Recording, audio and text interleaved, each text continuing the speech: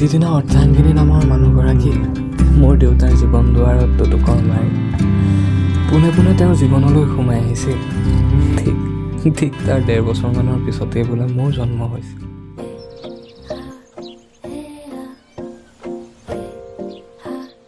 দেউতাৰ হেনো এসময়ত চাকৰি আছিল, তাৰপিছত দোকান আৰু শেষত সকলো বাদ দি খেতিত ধৰিছিল।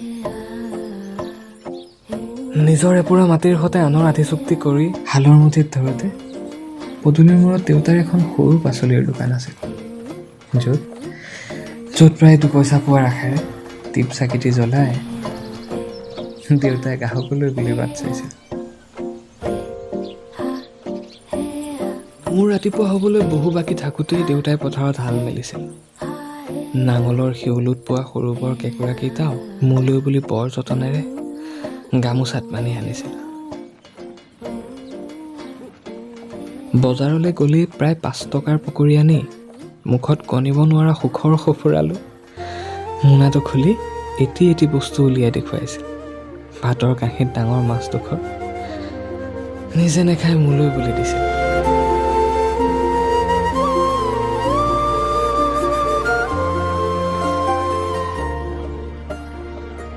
আমাৰ সৰু জুপুৰিটো খেৰৰ আছিল।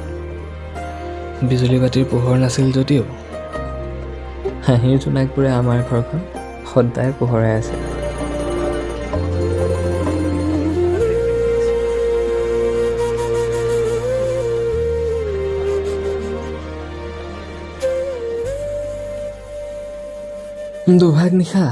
দুভাগ নিশা ছালৰ খেৰবোৰ ঘামি নিয়ৰৰ টোপাল হৈ সৰি প্ৰায় আমাৰ টোপনি ভাঙিছিল।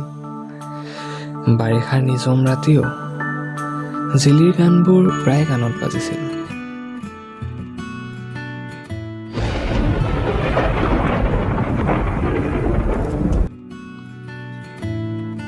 কিনকিনীয়া বৰষুণ জাকতো আমাৰ ঘৰৰ ভিতৰত পানী পৰিছিল। বেৰৰ জলঙাই এটি তৰাবোৰেও মোৰ সতে আইৰ সাধু শুনিছিল। দেউতাৰ টকা নাছিল যদিও দেউতা সুখী আছিল। সেই কণমানি ঘৰটোৰ খিৰিকীৰ কাষেৰে কেতিয়াবা সুখৰ, কেতিয়াবা দুখৰ আৰু কেতিয়াবা অভাৱৰ ৰিয়াধল বৈ আছে।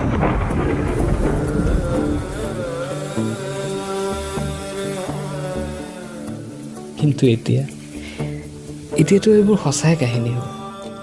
এসময়ত ভাল লগা বস্তুটো লাগে বুলি দেউতাকৰ ওচৰত ঠেহ পতা ল'ৰাটো এতিয়াতো সি ডাঙৰ হ'ল আৰু পঢ়া শুনা কৰি সেই সহজ সৰল মানুহজনে কাহিনীও নুবুজা কেইটামান ডিগ্ৰী লৈ ২ পইচা ঘটাৰ পাছতেই সেই সুখৰ জুপুৰিটো এতিয়া ইটা বালি আৰু চিমেণ্টৰ হ'ল। দেউতাকৰ হাতত হাত থৈ খোজকাঢ়িব শিকা ল'ৰাটোৰ হাতত এতিয়া দেউতাকে হাত থৈ ক'ৰবালৈ যোৱা হ'ল। হয়তো এতিয়া চাগে সময়ৰ সলনি হ'ল। ক'ৰবাত জীৱনো ম্লান পৰি ৰ'ল। হয়তো চাগে এতিয়া সময় সলনি হ'ল। হয়তো ক'ৰবাত জীৱনটো ম্লান পৰি ৰ'ল।